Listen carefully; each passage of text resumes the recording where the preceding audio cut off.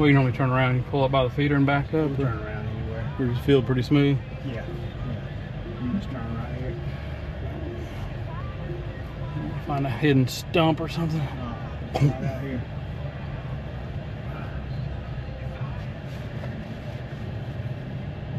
I don't think it'd be an issue with this truck.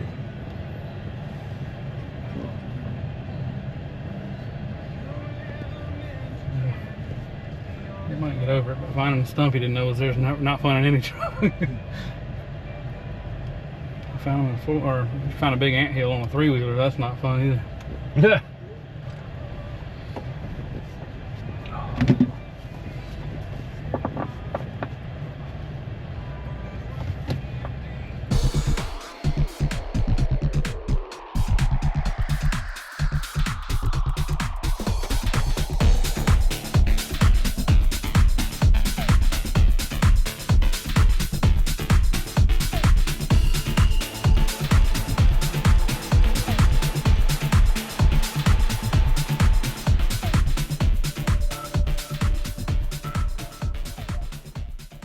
Probably the biggest spot I've ever seen before in the woods hunting. Yeah, I mean, it was hard to miss it.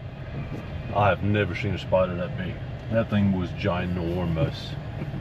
I wonder, do they survive? Like, do they don't survive in the winter. They don't? How in the world did she get that big? They grow that big in the year. Oh my God. Eating a lot of bugs. I mean, this thing was huge, y'all. It was big as my hand. I mean, it was huge. They lay their babies, they lay their eggs, and then at the first cold snap, they're dead. Yeah, I didn't know that. Yeah.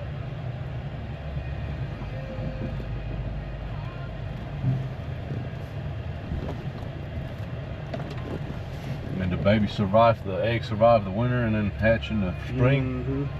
That makes sense because all the ones I see in my yard right now, they're tiny. Yeah.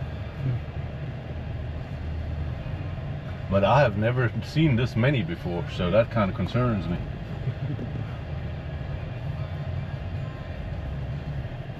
Maybe the year where I get used to spiders. Who knows? I doubt it.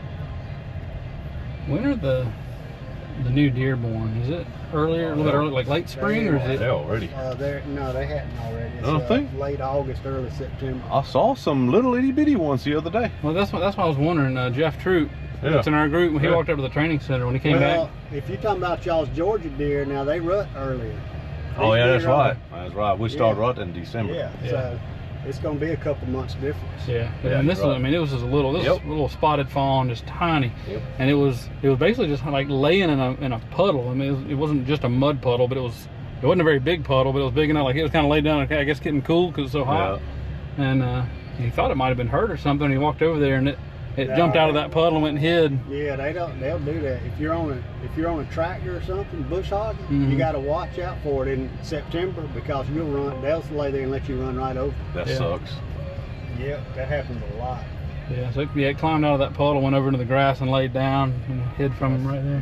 That's what they do for protection. You know, when they're born, their mother licks them clean and they have no odor. Like coyotes can't even smell them. Huh. And so they just lay there motionless. And they will not move.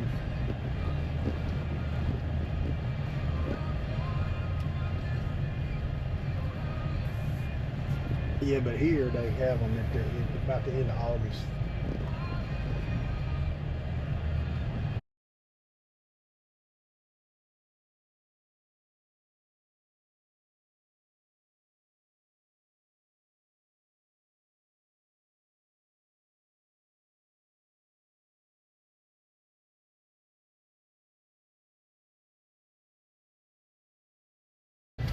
Well, aside from the legs giving out on that tree stand, we were trying to stand back up. It's been a pretty successful day so far.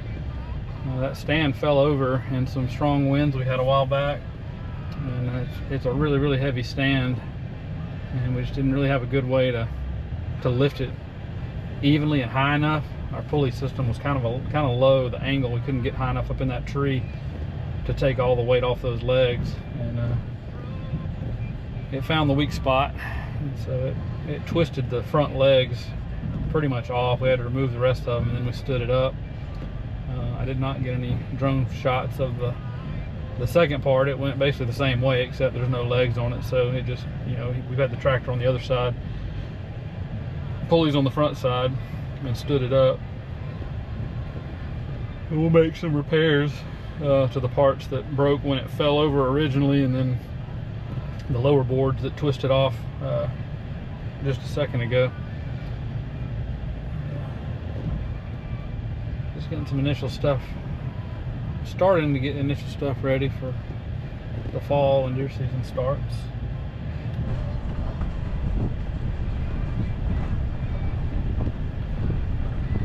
Since most all my videos are FSD rides or things around town, I figured I'd record a little bit of more off-road hunting club truck stuff for once.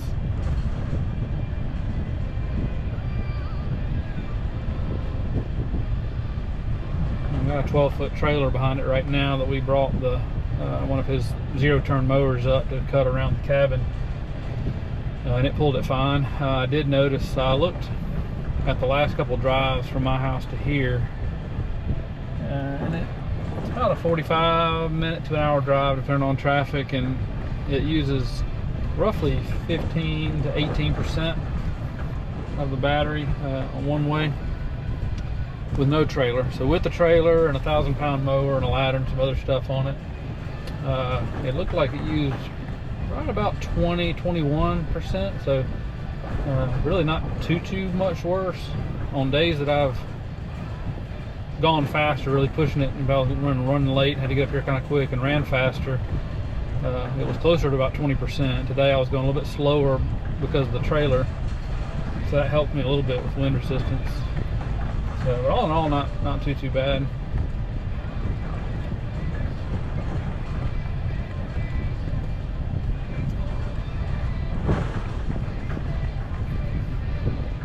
I'll look back maybe when I'm doing the editing, see what the exact watt hours per mile were for that trip compared to one of my other trips without the trailers, to see how they compare.